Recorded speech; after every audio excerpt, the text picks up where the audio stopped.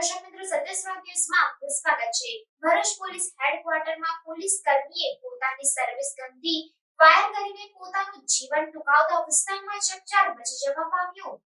Bharuch police હેડક્વાર્ટર્સમાંથી એક ચોંકાવનારો કિસ્સો સામે આવ્યો છે। ભરૂચ પોલીસમાં કમાન્ડો તરીકે ફરજ બજાવતા કિરીટ વાલાભાઈ વણકરે પોતાના વેપનની મદદથી ગોળીબાર કરી આપઘાત કરી લેતા ચકચાર મચી ગઈ છે। ભરૂચ પોલીસ હેડક્વાર્ટર્સમાંથી QRT વિભાગમાં હેડ કોન્સ્ટેબલ તરીકે કિરીટવાળા ફરજ બજાવતા હતો।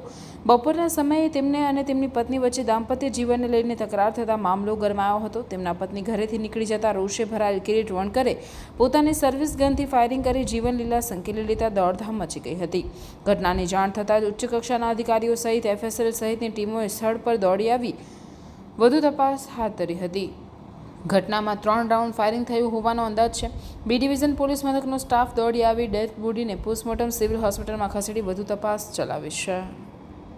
સમાચારોની ઝડપી અપડેટ માટે હમણાં જ સત્ય સ્વરાજ ન્યૂઝ ચેનલને લાઇક, શેર અને સબસ્ક્રાઇબ કરો।